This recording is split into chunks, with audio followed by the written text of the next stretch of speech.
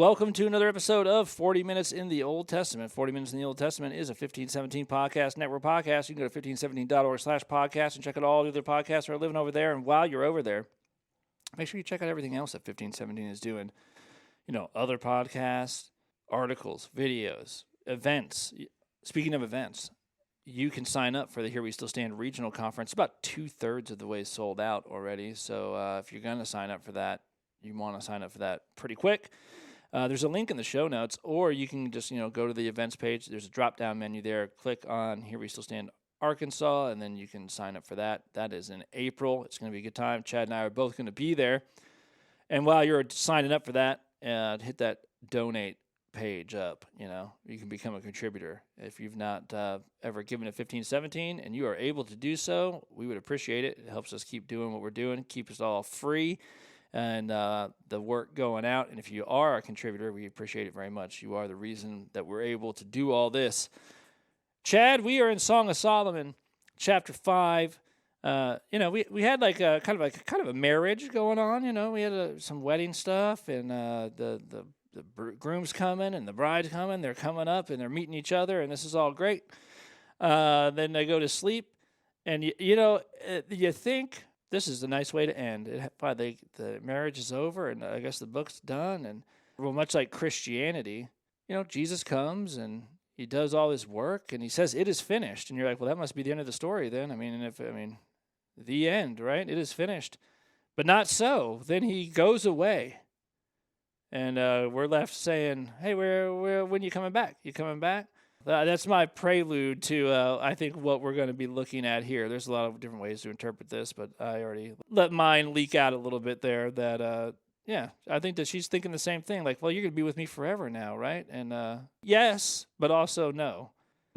Yeah, chapter 5 it's somewhat similar to what we saw in chapter 3, but it's not the same, because in chapter 3, for instance, she seeks the one that her soul loves. First of all, she doesn't find him, right? So she gets out of bed. She goes looking for him. She's seeking him. The watchmen find her. She says, have you seen him? And then just after she sees the watchman, then she finds him, right? She holds him, won't let him go, takes him to a mother's house. Happy ending. Then you get to chapter 5 and you think, oh, look, it's going to be kind of a similar situation, but it's not. Not with the watchman, not with her beloved. The whole thing ends very differently.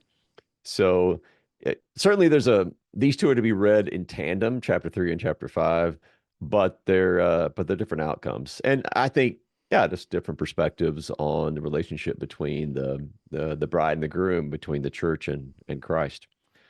So I think I'm going to go ahead and read these verses, and then we can kind of work verse by verse through it. So we're at Song of Songs 5:2. And this is the woman speaking. She says, I slept, but my heart was awake. A sound. My beloved is knocking. Open to me, my sister, my love, my dove, my perfect one. For my head is wet with dew, my locks with the drops of the night. And then she goes on. I had put off my garments. How could I put them on? I had bathed my feet. How could I soil them? My beloved put his hand to the latch, and my heart was thrilled within me. I arose to open to my beloved. My hands dripped with myrrh, my fingers with liquid myrrh on the handles of the bolt. I opened to my beloved, but my beloved had turned and gone. My soul failed me when he spoke. I sought him, but found him not. I called him, but he gave no answer. And I got 2 more verses, 7 and 8. The watchmen found me as they went about in the city. They beat me. They bruised me. They took away my veil, those watchmen of the walls. And then she finishes, I adjure you, O daughters of Jerusalem, if you find my beloved, that you tell him, I am sick with love. So it's quite the scene. I can see, every time I read this, I can see it all happening. It's described in such detail. And even at times it like pauses for dramatic effect. Like when she's going to unlock the door, she gets up, her hands drip with liquid myrrh, and then she's like reaching out to the door. You can just kind of see this slow progression happening. So it's quite the scene. No, of course, needless to say, there are multiple interpretations of this. But I like the way that you kind of that you introduced this way of thinking about this. That well, so the way I think about this is whether you want to think of this as the church or the individual believer, whatever it is. Yeah, there's times of the kind of the beautiful consummation that you have in chapter 3 where she seeks him, can't find him, seeks him, can't find him. Then all of a sudden they're together. And then there's also times when, like here, he comes, and then by the time she opens the door, he's gone. And when she goes looking for him, what happens? Well, she's beat up, basically. She suffers by the hands of the watchman on the wall. And it doesn't even end right there. I mean, it's going to go on from there. But as far as like this section, it doesn't end like, oh, and then my beloved found me after I got beat up and he picked me up in his arms and took me back to the house. It doesn't even end that way. It ends just kind of with her talking to the daughters of Jerusalem. But to kind of set the scene, I mean, she's first of all, she's in bed. Uh, she's I guess maybe in today's parlance, we'd say something like, I had already taken off my nightgown, whatever it is. It says here, I put off my garment. So she's taken off her clothes and she's in bed. She says, I had bathed my feet. How could I soil them? Well, it's probably a dirt floor, right? So she's already washed her feet. She's taken a shower. She took off her clothes. She's in bed. And then all of a sudden there's this like strong knocking, in fact. When the language is used here for the knocking, then it's like I think that word occurs 3 times in the Old Testament. Every time it does, it's like bang, bang, bang. So it's not like he's trying to wake her up, in other words. But there's a delay, and that's when he finally just disappears when she gets to open the door. Yeah, I mean, there's a maybe a simplistic takeaway, which is Jesus finds you. This is how this works. You do have I think you brought this up last time, Chad, but you do have this, this sort of revelation text of "Behold, I stand at the door and knock," kind of thing Hmm. happening, right? And Yeah. you might want to answer that door. You might not want to worry about your feet or what you're wearing or whatever. You might want to just go get that door open. Uh, because when you go out like seeking for God, that's just not how it works. God comes and finds you, right? And you kind of see that spelled out here. That when He comes, you wanna respond, right? And Yeah. and this is not like so. I'm not. I know theologically, I'm not saying that like Jesus knocks at gently at the door of your heart, and then if you open it, He'll come in. I'm not saying that. What I am saying is that Jesus comes to you, Mm. and when you decide that you're going to go seek out God somewhere else, that you probably aren't going to find Him. That He is the one who reveals Himself to you, and He's the one that comes and shows up when and where He chooses. He is like the wind, after all, right? It blows where it wishes. Blows where it If you want to go was. Yeah. find the wind, good luck. Well, that whole misuse of Jesus standing at the door and knocking as conversion takes the Revelation text and Song of Songs completely out of context anyway. I mean, they're already connected, right? Yeah, yeah, Yeah, in both cases. So he's at the church knocking on the door. The church that's already his bride saying, "Hey, behold, I stand at the door and knock. I want to come in and eat with you." He's here. He's standing at the door knocking. In this case, he wants to come in and be with his beloved. So these people are not strangers to him, in other words. So it's not like some unconverted soul that he's gently knocking at the door of their heart, waiting for them to open it. It's not what's going on. He wants to be with his people. He comes to his people. He's he's not even like tiptoeing up to the door and barely tapping it. He's letting you know, hey, I'm here. He's banging on the door, open, uh, get out of bed. I don't really care what you do or don't have on. I don't care if your feet are clean or dirty. I just want to be with you.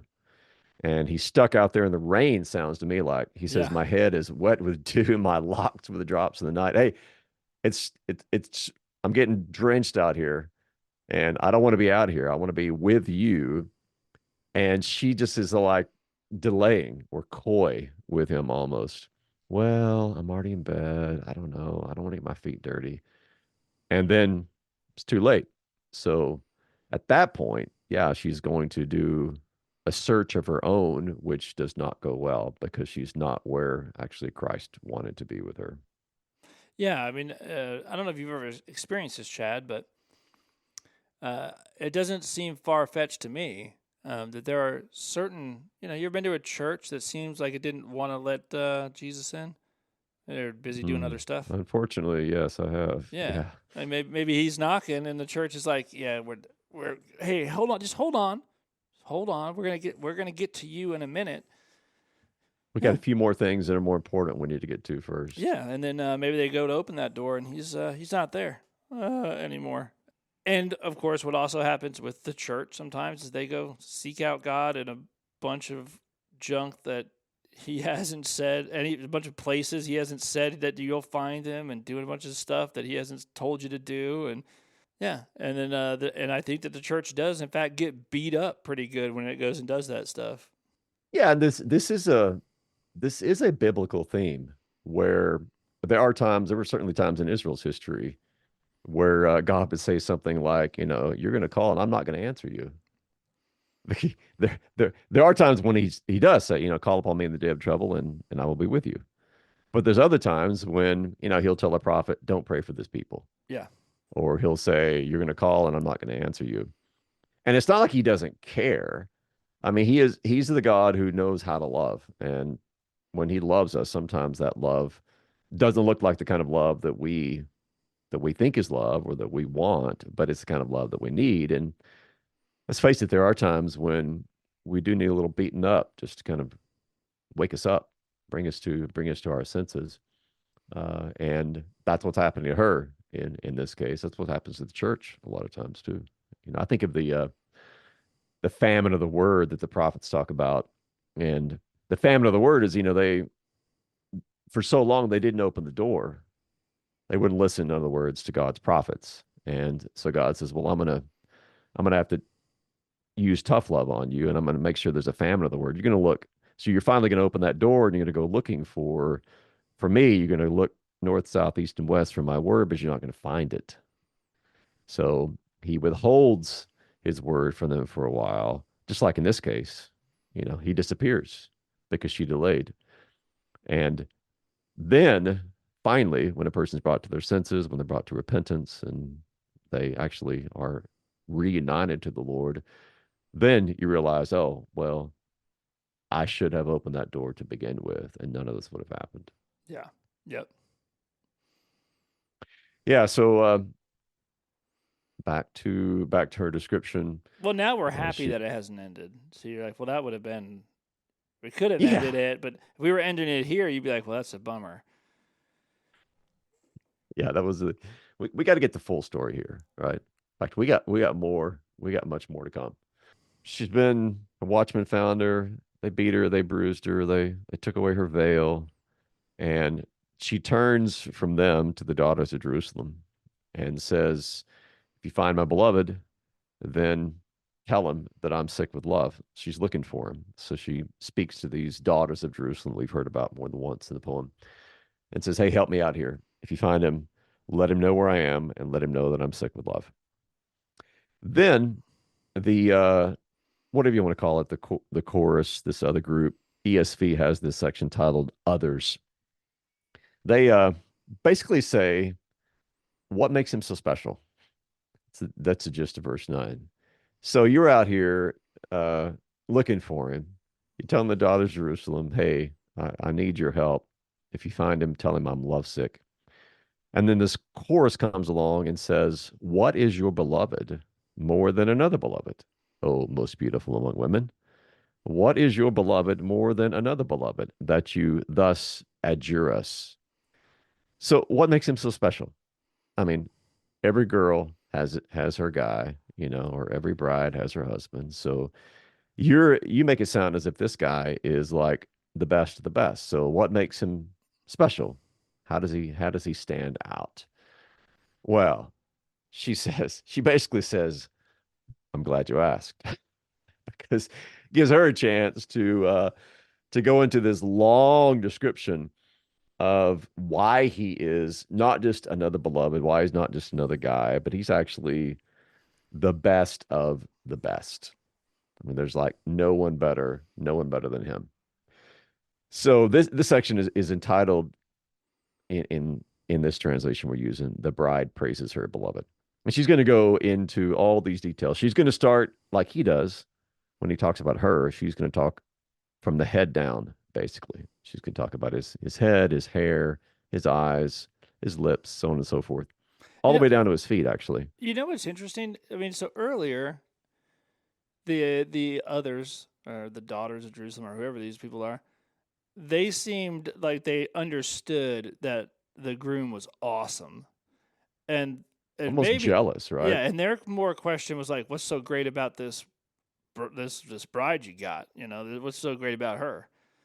Hmm. That's and now she comes out and they're like, I don't know. Cause they refer to her oh most beautiful among women. So it's like this weird thing where they've switched and they're like, "So they're fish in the sea. Like, you're gorgeous, and what's so great about this guy?" Which is an interesting switch.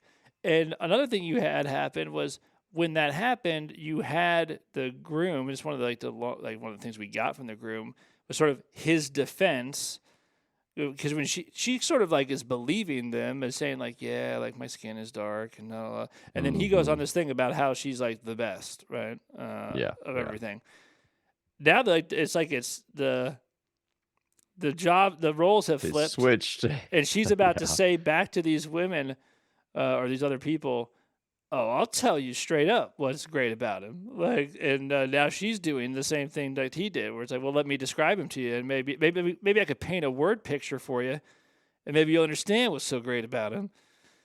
Yeah. And it's quite the word picture. I mean, if you kind of step back from the Song of Songs, I think of this as, you know, like the if people are you're having a conversation with someone, they're not a Christian, they're not part of the church, but they realize that you know, you the way that you talk about Jesus is as if he is the best thing imaginable. And they say, and they're like almost curious, right?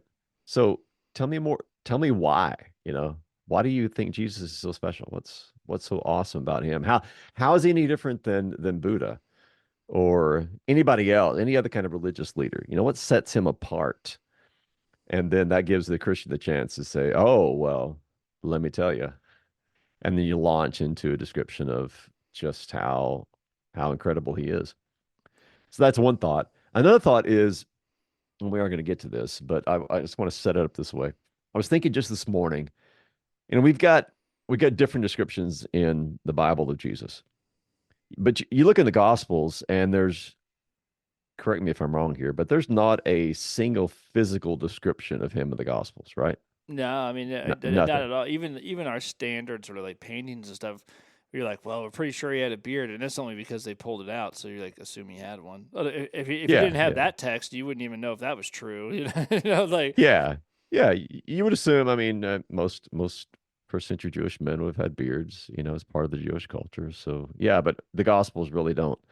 So I was thinking, you know, you have we could probably come up with more, but three texts popped into my head that are I want to call them poetic descriptions, maybe theological poetic descriptions of Jesus, but from different perspectives.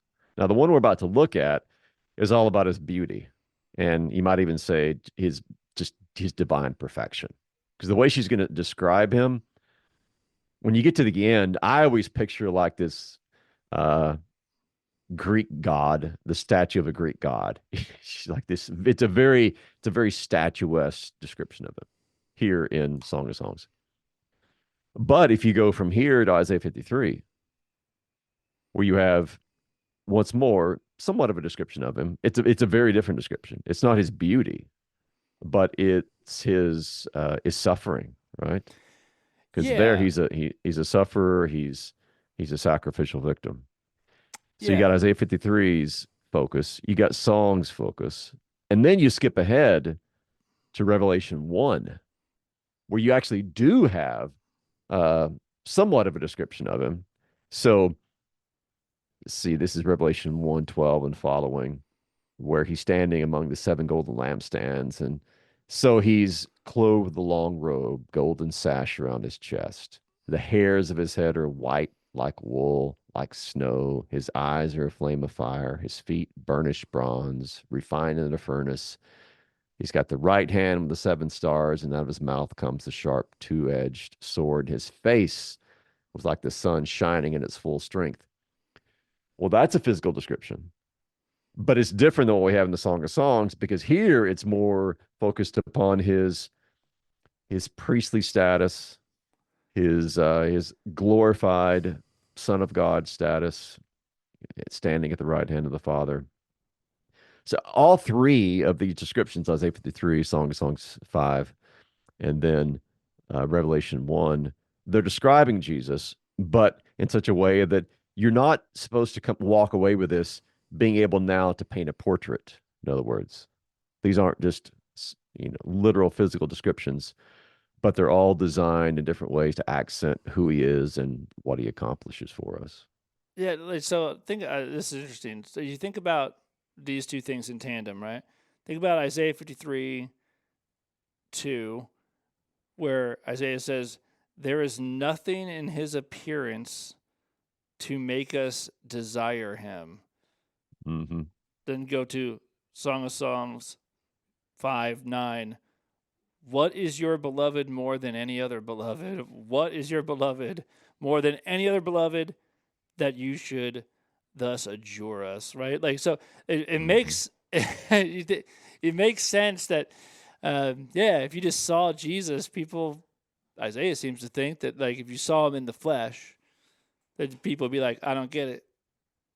He looks just like an average Israelite to me, right? Yeah, like, what's so great about this? Like, right? And it seems Yeah. that this is what these others are saying as well. They're like, okay, like, and both, and we saw them say the opposite thing earlier, and like, so both of these things are true. Where Jesus is still this, Jesus is both undesirable and yet the most desirable thing in the world, right? Like, in on all in all the universe. I mean, this is how it works. And what's cool about it too is that this applies to us, because what I like about the sort of, the bride not feeling like she's worth anything, and the groom defending her, and then the people saying, "Hey, your groom's not really. I think that you might, have beer goggles on. I don't know what's going on, but, like, I don't think he's as good as you think he is." Is that both of these things are true? That, like, it's easy for us to say, like, if someone's like, "What's so great about Jesus?" Like, we probably got a lot to say. Like, and it is, like, biblically correct to, like, say, like, that Jesus is lovely, that he's beautiful, and here we're talking about this in the sense that he's perfect. We're not talking about, like, his physical appearance and stuff, but that he is he's altogether perfect. And so we would say, well, this is what's so great about Jesus. Like, he's everything. But what's also true is that the world might look at the church and say, like, what's so great about that? And he'll say it's perfect. Yeah. And so but this works both ways, that we proclaim the the loveliness of Christ to the world, and Christ will come to the defense of his bride and be like, what are you talking about? This is the most beautiful thing that's ever been. I think about that a lot, because I think even within the church, we tend to focus upon the ugly aspects of life in the church. Yeah. And I'm not downplaying that, whatsoever. Uh, but when Christ talks about his church, he speaks about her as if she is just amazingly drop dead, gorgeous, and perfect. So you gotta hold both these truths in together. Yeah, I mean, certainly the church is comprised of sinners, so you're going to have a lot of ugliness there. But when Christ comes along, he just can't stop talking about how gorgeous the church is, Yeah. because she's resplendent in the beauty that he's given to her. Yeah. So yeah, he's gonna, or she's gonna answer the question by starting with this. This is verse 10. So they ask her, what makes him so special? And she says, my beloved is radiant and ruddy, distinguished among 10,000. So that's the way she starts out. Radiant could be translated something like dazzling or shimmering, something like that. And then this word for ruddy, it's not exactly the same word that's used to describe David when we're given that description of him, but it's the same root, basically. It's same root we get Edom from, which means red. So David is described as one of either a ruddy complexion or red hair. That's David. But there's this uh, red quality. Maybe some people even say like a bronze-like look. But either way, he's shining, he's radiant, he's ruddy, he's distinguished among. And ruddy is always, I mean, not always, but when used as a description of a person, is not negative. A lot of times, like ruddy and handsome go hand in hand, right? Yes, yeah, yeah, yeah, and he's distinguished among 10,000. And so as far as like we in English, for instance, we have higher words, higher single words like million or billion or whatever. But in Hebrew, this is the largest number that you could describe with a single word is 10,000. So if we were to translate this into like and like a paraphrase, we would say he is one in a million, more or less. She's using the biggest word that she can think of to describe him. So he's distinguished among 10,000. Yeah. And then she starts with One in a million, man. We know this language. One in a million. Hey, someone one in a asks you million. about Yeah. your wife, you're like, yeah, she's one in a million. Line up a million Yeah. people, I'll be able to pick her out. Yeah, that's what is communicated here, using the biggest number that she can use. His head, so she can work his way. So that's kind of a general description, right? Radiant, ruddy, distinguished among 10,000. Then she's going to go from his head downward. So his head is finest gold. His locks are wavy, black as a raven. So I was thinking about this head of finest gold. That's actually in Daniel 2, the statue, the head's made of gold. Maybe there's something to do with a golden head. That's a way of describing that which is the best. Of course, gold is the most precious jewel, precious metal. So it makes sense that she's going And to say it's and that. it's associated with royalty. I mean, she is talking. I Hmm. mean, so you're talking about this guy, and who also happens to be the king of kings. So Hmm. yeah, his head's Yeah. gold. His head's gold. Yeah. And he's not gray haired, or nor is he bald, right? So as black as a raven. He got a full head of hair. So you have this idea of not only radiant and ruddy, but youthful. All of those qualities that we associate with the prime of life, as we might say. So that's his head, that's his hair. What about his eyes? Well, Well, I need my wife to roll this one out on me. Like, I mean, I don't even know if I would. I don't know what I would do if she told me this about my eyes. verse 12. Oh, yeah. You'd probably just buy her whatever she wanted, right? Yeah, what are you? She Whatever, came up and said, whatever you Dan, need. your eyes are like doves beside streams of water, bathed in milk, sitting beside a full pool. Now, see the second part that really gets me. So, like the hey, your eyes are like doves beside streams of water. You're like, oh, that's just the Old Testament does It's that. kind of It's just yeah, it's a, you know, it's a nice image. yeah. They got some big old dove eyes, I guess. That's nice. But then Hmm. no. But they're like these doves are like bathed in milk. All right. Yeah, it's It's not, like, we're not done yet. oh. So do I got milky eyes? What are we talking about here exactly? Yeah. Yeah. If I see somebody's milky eyes, typically we think, oh, can't see, right? Yeah. Yeah. I think of our little mini dachshund we had for years, little Justice, when he's about 15 years old. You look at his poor eyes and they look milky, right? Yeah. Because he couldn't see. Yeah. He lost his vision. But this is the positive image. So some people say this is like the whites of your eyes and the doves are, your pupils or whatever.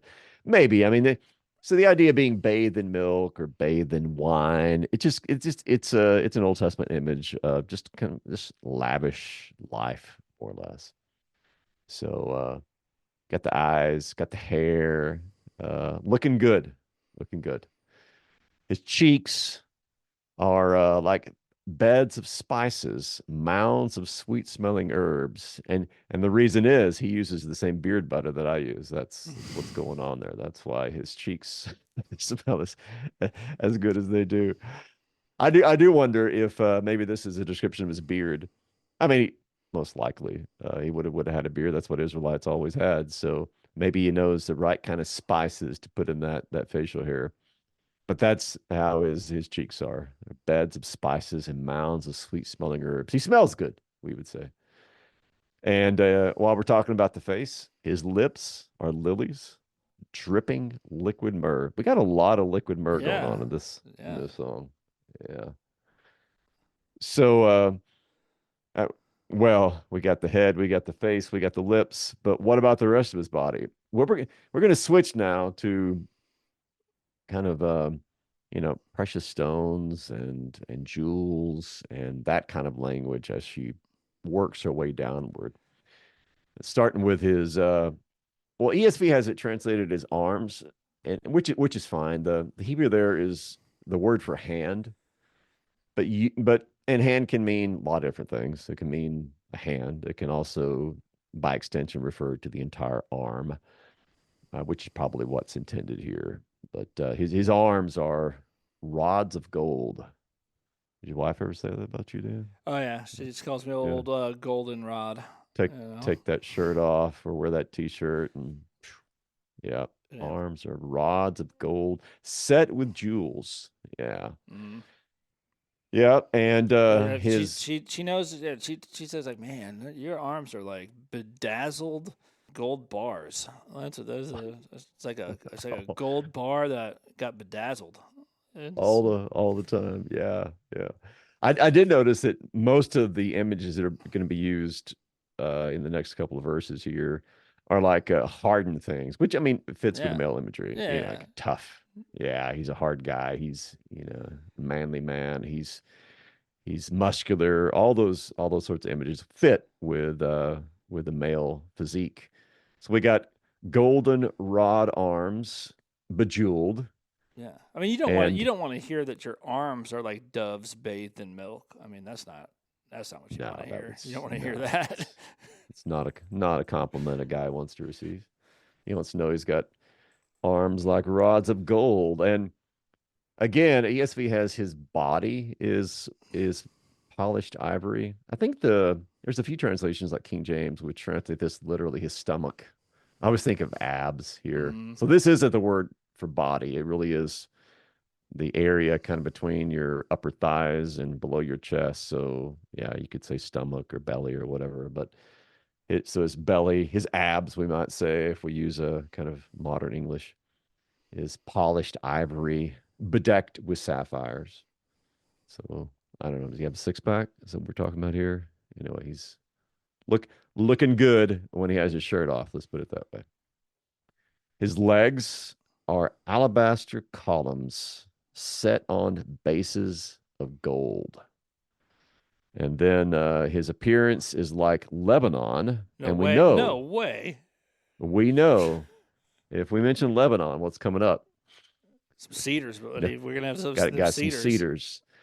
Yep, his appearance is like Lebanon, choice as not the oaks, not the pines, nothing but, of course, the cedars. And then, you know, worked our way all the way down to his feet, which are compared here to gold. So he's got we would, I guess, I just realized this head to toe, he's golden, right? Yeah, he's got that golden Like a head of crown. gold, Yeah, golden shoes, his feet, golden hat. You know. set on bases of gold. I mean, he's statuesque here. He really is this kind of uh, this divine figure. But having done all this, worked away from head to toe, now we're going to go back to his mouth, and that's the way this verse ends. This section ends. His mouth is most sweet. I learned something this morning. I learned that the word that's used here for most sweet, which is a plural form, the singular form is mamtak, and that is the modern Hebrew word for candy. How about that? Oh. So he's got candied lips, we might say in a modern Hebrew translation. His mouth is like candy. It is most sweet. And if you didn't realize this already, he is altogether desirable. And having said that, she refers back to the people that ask her this question and says, so you asked me what makes him special? Well, I've just described what makes him special. And she ends by saying, this, so this guy, this is my beloved, and this is my friend, O daughters of Jerusalem. Quite a guy. Yeah. And yeah, there's nothing in here whatsoever that insinuates there's anything even remotely imperfect about him. Everything is just unimaginably, almost indescribably perfect. So he's one in a million from head to toe. He is perfect. And that's, I mean, I can't think of a better way for the church, the bride of Christ, to talk about who Jesus is. I mean, he is. He's perfect. He's the Isaiah 53, where some people might look at him and say, "What's desirable about that?" And the church comes along and says, "Oh, I'm glad you asked. Well, let me begin to tell you how perfect he is." And you could make a whole series of sermons just out of these few verses, especially if you wanted to break it down.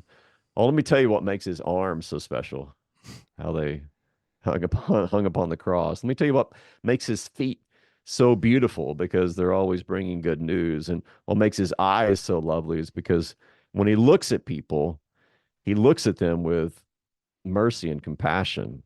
And all, you could just go on and on with the various Got, parts of got that sweet who his gospel body coming out of is. his mouth. Sweet gospel Man, coming out of his mouth. Yes, yeah. E- Every aspect of who he is, in other words, is something which can be preached on. one of the things I like about this too is I do like the here's this description. It's very intense. So that's why he's special, ladies. If you're now, I think you understand. And then she does like, yeah, this is my beloved. But then she does something brand new.